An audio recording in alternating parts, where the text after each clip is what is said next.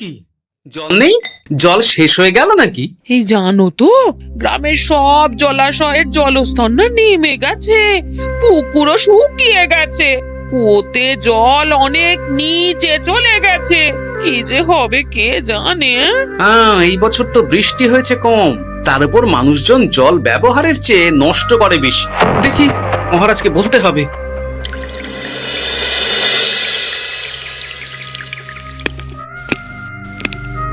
এই তো গোপাল এসে গেছে।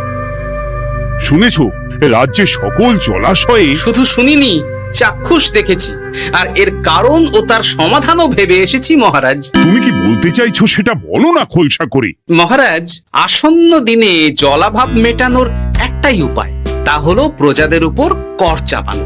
মহারাজ, আমার ঠাকুরদা বলতেন, যা মেলে মূল্য বিনে তার মূল্য কে আর জানে। আমরা যেহেতু জলের মতো এত মূল্যবান সম্পদ বিনামূল্যে পাচ্ছি, তাই একে গুরুত্ব দিতে শিখিনি। সবাই মিলে দেদার জলের অপচয় করছে। আমি এই অপচয়ের বিরুদ্ধে কর বসানোর পরামর্শ দিচ্ছি মহারাজ। জলের জন্য দেবে দাম, ছুটে যাবে কাল ঘাম।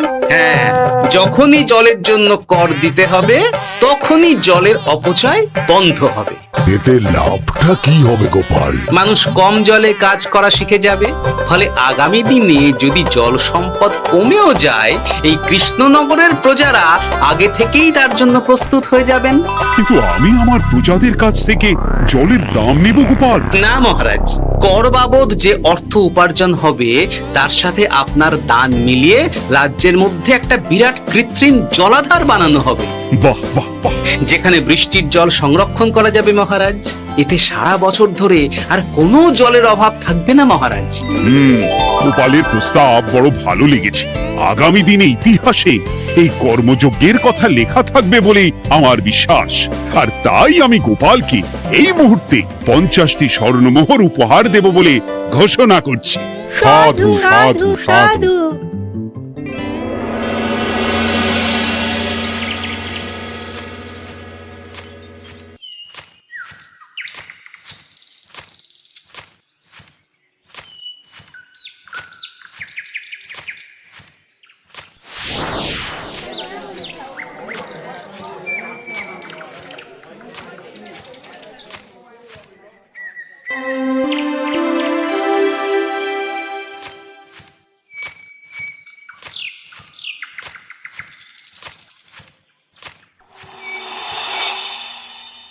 মানে আমার এই এতটুকু স্বাদ তুমি পূর্ণ করবে না? আমি কি নিজের জন্য চেয়েছি নাকি? সবই তো পাবে তোমার মেয়ে আর জামাই। হ্যাঁ, সে বুঝেছে গিন্নি, তাই বলে এতগুলো মুদ্রা আমি খরচ করতে পারবো না। পারবে না? আমি তাঁতির বাড়ি থেকে মেয়ে জামাইয়ের জন্য কয়েকটা শাড়ি আর ভালো পাঞ্জাবি কিনে একটু পাঠাবো। কিন্তু এখন আমার কাছে অত মুদ্রা নেই গিন্নি, পরে পেলে আমি ঠিক তোমার স্বাদ পূরণ করব। আবার বাজে কথা বলার জায়গা পাও না তুমি। এতক্ষণ কোথায় ছিলে গো? আমি বেলায় নদীর পাড়ে গিয়েছিলাম, তখন কমলা আমাকে বললো তোমায় নাকি দেখেছে। কি দেখেছি?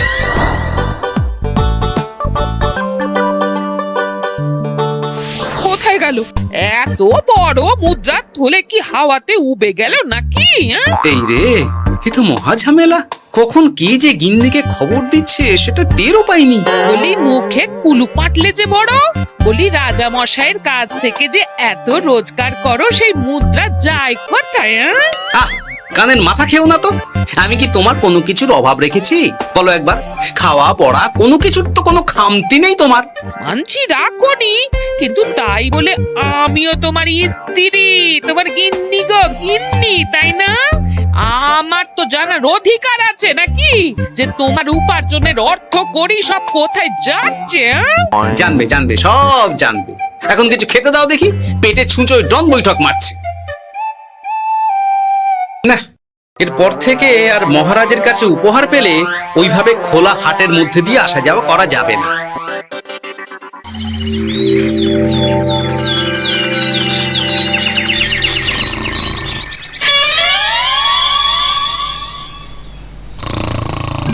তোমার আর কোনো চিন্তা নেই গোপাল।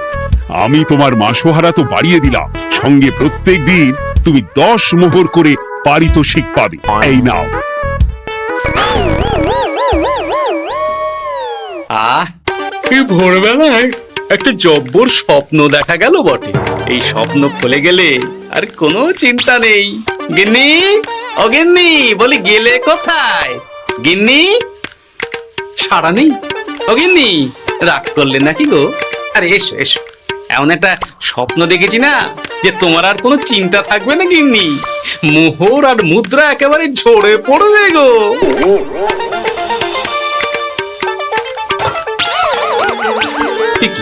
এইসব ফলাহার সাজিয়ে রেখে গেল কোথায় গিন্নি? নিজের বাপের বাড়িতে তো যাবে না, কেউ নেই সেখানে। মেয়ের বাড়ি গেল নাকি? না, মেয়ের বাড়িতে তো গিন্নি যায় না। তাহলে না না, খালি পেটে এত ভাবতে পারছি না। আগে মুখ হাত ধুয়ে এসে কিছু খেয়ে নি, তারপর দেখি গিন্নি কোথায় গেল। না, গিন্নিকে তো কোথাও দেখলাম না। গেল কোথায়? যাকে আগে রাজবাড়িতে তো যাই, ফেরার সময় না হয় আবার খোঁজ নেব, ততক্ষণে ফিরেও আসতে পারে।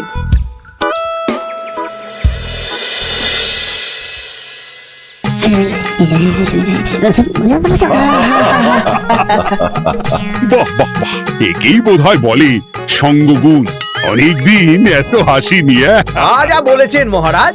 হাসির চোটে পেটে ধরছে খিল। কর্তার গিন্নিতে দেখছি রয়েছে অনেক মেল। কি গিন্নি, তুমি এখানে কি করছো? কি গোপাল, তুমি রাজসভায় এলে যে বড়? তুমি নাকি রাজসভার কাজ থেকে অবসর নিতে চেয়েছো? হ্যাঁ, এই কথা কে বললো মহারাজ? এই তো উনি বললেন। বলি আমি আবার কি করব? তুমি আমায় একটা কাজ দিলে আর সেটা আমি করব না বলো? আমি তোমায় কাজ দিলাম? কি কাজ? বাবা গোপাল, তুমি কি আকাশ থেকে পড়লে নাকি? তুমি তো তোমার গিন্নিকে বলে পাঠিয়েছো যে তুমি আর রাজসভার কাজে যোগ দিতে চাও না। তোমার নাকি আর কাজে মতি নেই, তুমি বিশ্রাম চাও। এই রে, গিন্নি দেখি ভয়ঙ্কর চাল দিয়েছে। আমার নামে রাজসভায় এসে এইসব বলেছে। তাই কথা ঠিকই গোপাল, যে তোমার অবসর গ্রহণের কথা শুনে আমি বিশেষ মনমরা হয়ে পড়েছিলাম। কিন্তু তোমার গিন্নি যেভাবে রাজসভায় হাসি মজা হুল্লোড় পরিবেশন করছে, তাতে আমার মনে হচ্ছে এ সাপে বর হয়েছে। এই বেলা যদি গোপালকে কায়দা করে রাজসভা থেকে তাড়ানো যায়, তাহলে আমার পথ থেকে বিরাট বড় একটা কাঁটা উপড়ে ফেলা যাবে। গোপাল গিন্নি সবার মধ্যে বিলিয়েছেন হাসি, তার জন্য রাজামশাই হয়েছেন ভারী খুশি। হ্যাঁ গোপাল, তাই আমি ঠিক করেছি তোমার স্থানে আমি তোমার গিন্নিকেই বহাল করব। হ্যাঁ, তোমার সঙ্গে ঘর সংসার করে ওর বুদ্ধি বেশ খোলতাই হয়েছে, সেটা বোঝাই যাচ্ছে। এছাড়াও আমাদের অনেক পরামর্শ দিয়ে সাহায্যও করতে পারবে। তাছাড়া উনি মহিলা বলে অন্দরমহলেও যেতে পারবেন, রানীমাও খুশি হবেন বলেই তো আমার বিশ্বাস। কি গোপাল গিন্নি, তোমার এই কাজ করতে কোনো আপত্তি নেই তো? আপত্তি কেন থাকবে মহারাজ? আমি ধন্য আপনি আমায় এত বড় সম্মান দিচ্ছেন বলে। তুমি আমার কত বড় সর্বনাশ করলে গিন্নি। তুমি কিনা শেষে আমার চাকরিটাই খেলে। এটা গোপালের জন্য বড় ভালো হলো, তাই না? কোনো কাজ করতে হবে না, কিন্তু রোজগার আগের মতোই থাকবে। অবসর আর উপার্জন একসাথে। না হে গোপাল, তুমি আর এখানে কাঁচু মাচু মুখে দাঁড়িয়ে না থেকে নিজের বিশ্রামে ব্যাঘাত ঘটিও না। আমাকে সবার কাজ শুরু করতে দাও। যথা আজ্ঞা মহারাজ।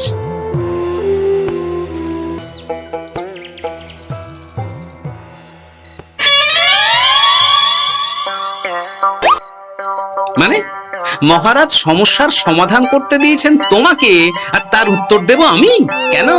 তুমি আমার চাকরি খাবে আর তোমার সেই চাকরি রাখার দায় নেব আমি? হ্যাঁ হ্যাঁ, নেবে। মানে কাল রাজসভায় মহারাজের সমস্যার সমাধান করব, সেই মতো কথা দিয়ে এসেছি। হ্যাঁ, আগাম 10টা মুদ্রাও বাগিয়ে এনেছি। তার থেকে তোমায় একটা মুদ্রা দিলাম। এখন মানে মানে আমাকে উত্তর বলে দেবে, না হলে আমি কেন দেব?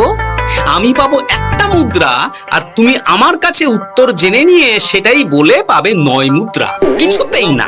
বলবে না? না। তাহলে ভালো করে শুনে রাখো, আজ থেকে ঘরের উনুনে হাঁড়ি চড়বে না। চাকরি তো খুইয়েইছ, এবার না খেয়ে প্রাণটা খোয়ানোর জন্য তৈরি হয়ে যাও। হ্যাঁ। ওরে বাবা, এমন কথা কেন বলছো গো গিন্নি? তুমি তো জানো যে খিদে একদম সহ্য করতে পারি না। এখন যদি তুমি এইসব বলো, তাহলে আমার রক্ষে নেই গো। বেশ, তাহলে আমি যা জানতে চাইছি শ্বশুর শ্বশুর করে বলে ফেলো দেখি। এ আমি কি শাঁখের করাতে পড়লাম রে বাবা! ঠাকুর, এত দুর্ভোগ লেখা ছিল, ঘরে বাইরে সব জায়গায় এত হেনস্থা যে সহ্য করা যায় না ঠাকুর।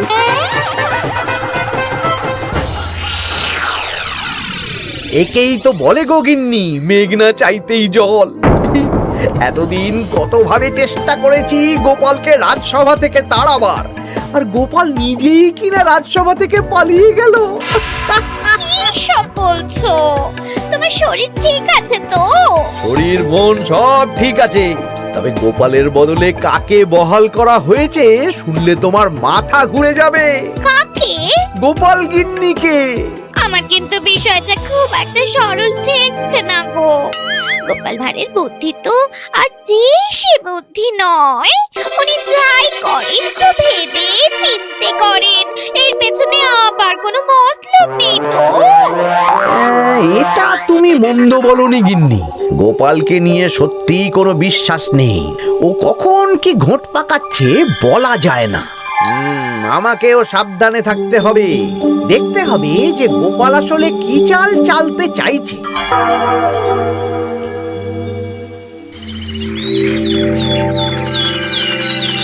হ্যাঁ গোপাল গিন্নি, এই একটাই প্রশ্ন আমায় সারা রাত ধরে জাগিয়ে রেখেছে। মানুষ মরে ভূত হয়, ভূত কি মরে? তাহলে ভূত মরলে কি হয়? মানে মহারাজ, এই প্রশ্নের উত্তর আমার আজকে দিতে ইচ্ছে করছে না। হ্যাঁ, আমি না হয় আপনাকে আগামীকাল এই প্রশ্নের উত্তর দেব, ঠিক আছে? হ্যাঁ, গাছ থেকে পড়ে গেলে জাপটে ধরে ডালকে।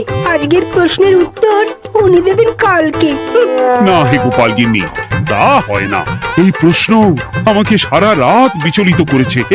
আবার যদি আজকেও এই প্রশ্নের উত্তর না পাই, তাহলে তো আবার একটা নিদ্রাহীন রাত আমাকে কাটাতে হবে। মানে আমি বলছিলাম কি মহারাজ, গোপাল গিন্নি তো সদ্য এই কাজে বহাল হয়েছে, তাই তাকে তো একটু সময় দেওয়া দরকার নাকি?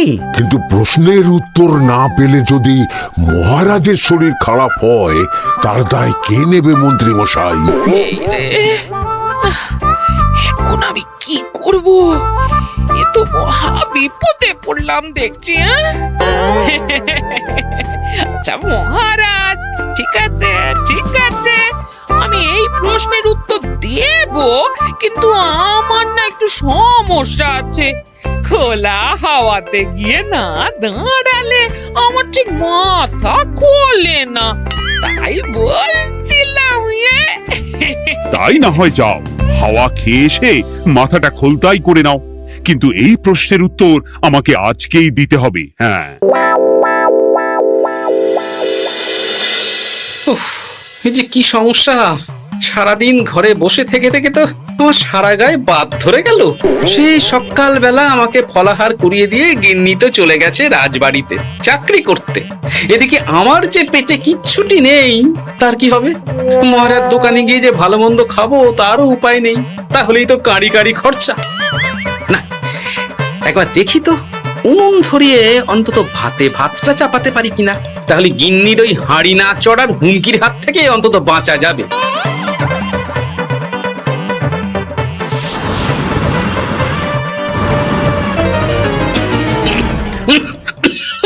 ও বাবা গো, ও বাবা, এত কেসে কেসে সোজা শেষ যাত্রা হয়ে যাবে আমার। না, এর চেয়ে না খেয়ে মরাও ঢের ভালো। দেখি তুমি বাড়িতে কেন? এত হাঁপাচ্ছ কেন? ষাঁড়ে তাড়া করেছে নাকি? আরে না গো, মানুষ মরে ভূত হয়, ভূত কি মরে? তাহলে ভূত মরলে কি হয়? খোলা হাওয়াতে গিয়ে না দাঁড়ালে আমার ঠিক মাথা খোলে না। ও, এই হলো ব্যাপার। বেশ, এর উত্তর তোমায় আমি বলে দিচ্ছি। ভূত মরে প্রথমে এক ঝুড়ি অন্ধকার হয়, সেই অন্ধকার হাওয়াতে উড়ে বেড়ায়। এক সময় সেই অন্ধকার পাতলা হতে হতে কুয়াশার মতো হয়ে যায়। ব্যাস, মিটে গেল। ব্যাস, মিটে গেল। যদি রাজা মশাই এই কথা বিশ্বাস না করেন, হ্যাঁ, তুমি হলপ করে বলবে আপনি যখন মরবেন একদম মিলিয়ে নেবেন মহারাজ। এর চেয়ে এক পা এদিক ওদিক হয় না যেন। হ্যাঁ, এই না হলে তুমি গোপাল ভাঁড়, হ্যাঁ? বুঝেছো তাহলে? এই তুমি চিন্তা করো না, রাজবাড়ি থেকে ফেরার সময় আমি তোমার জন্য অনেক অনেক বাজার করে আনবো, ঠিক আছে? এই আমি যাই। এ তো ভারী মজা হলো। মহারাজ তক্ষুনি প্রশ্নের উত্তর চাইলে গিন্নি এইভাবে সেই রাজবাড়ি থেকে দুধ দাঁড়িয়ে ছুটে আসছে উত্তর জানতে। আমাকে তুমি একটা চাল দিয়ে কুপকাত করেছে তো গিন্নি। এইবার বুঝবে কত ধানে কত চাল।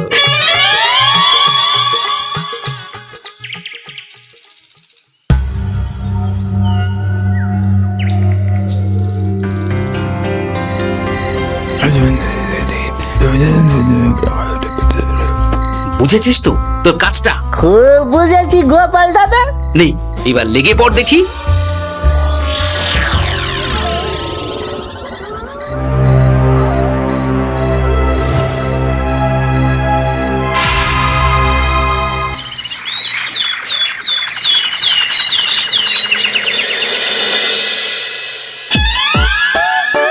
তাহলে আর বলছি কি তোমাদের, সকালবেলায় উঠে দেখি মুখের এই হাল।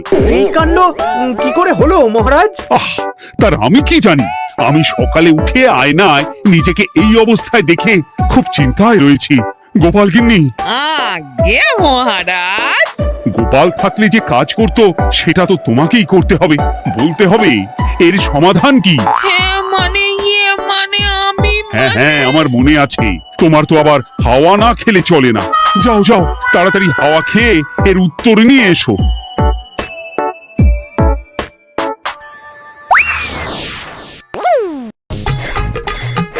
এই জন্য তুমি এত দূর ছুটে এলে গিন্নি? মহারাজকে বলবে যে তিনি যেন আজ রাতে চাদরটা মুখে ভালো করে মুড়িয়ে ঘুমোন, তাহলেই মিটে যাবে। এই রং চলে যাবে আর নতুন করে কিছু হবেও না। ও মা, বলি এত সোজা সমাধান, হ্যাঁ? তা নয় তো কি?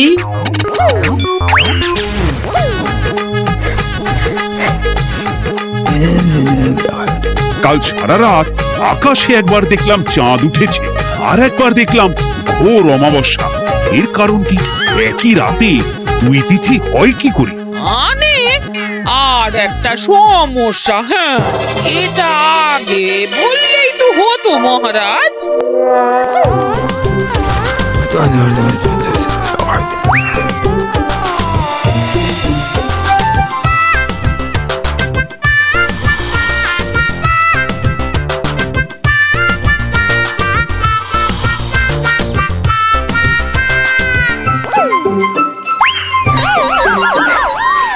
কি তুমি হাওয়া খেতে গিয়ে এইভাবে খাবি খাচ্ছ কেন গোপাল গিন্নি?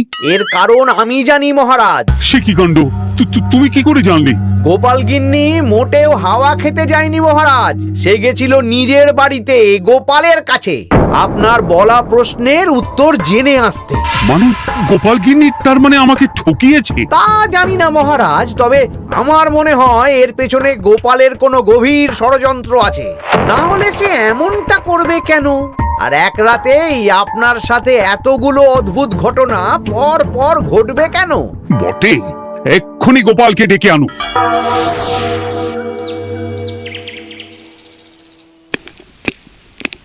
না মহারাজ, আমি সত্যি অবসর চেয়েছিলাম, আর তাই আমার গিন্নি আপনার কাছে এসে বলেছিল।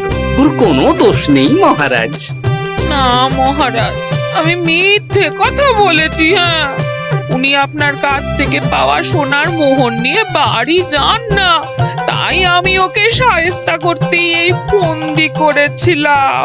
আসলে মহারাজ, আমি আপনার কাছ থেকে পাওয়া সোনার মোহর জল প্রকল্পের কাজে লাগাবো বলে কিছু জনকে নিয়ে একটা দল গঠন করতে গিয়েছিলাম, আর তাদের কাছেই ওগুলো রেখে এসেছি। এটা যদি আমার দোষ হয় তাহলে আমি ক্ষমা প্রার্থী মহারাজ। সাধু গোপাল, সাধু তোমার উত্তর। এই কাণ্ড! আর এদিকে রাজবাড়ি থেকে বাড়ি, আর বাড়ি থেকে রাজবাড়ি করতে করতে আমার প্রাণ ওষ্ঠাগত হয়ে গেছে মহারাজ। ওহ, আমার ঘাট হয়েছে, আপনি আমায় ক্ষমা করে দিন মহারাজ। এইবার মজার টের পেয়েছ তো গিন্নি? আপনি আপনার আদরের গোপাল ভাঁড়কেই তার চাকরি ফিরিয়ে দিন মহারাজ। আমি যাই আমার হেসেল সামলাতে। কেলে পচা খুব ভালো করেছে বলতে হবে।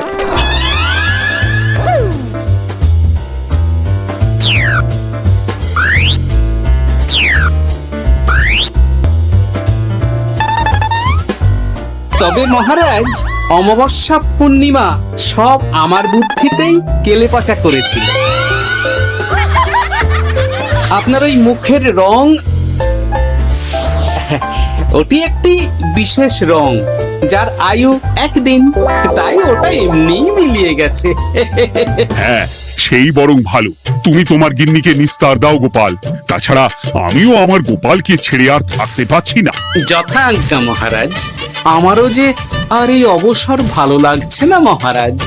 গোপাল ছাড়া রাজসভা যে লাগে ফাঁকা ফাঁকা, তাই তো আবার চাকরিতে তাকে বহাল রাখা।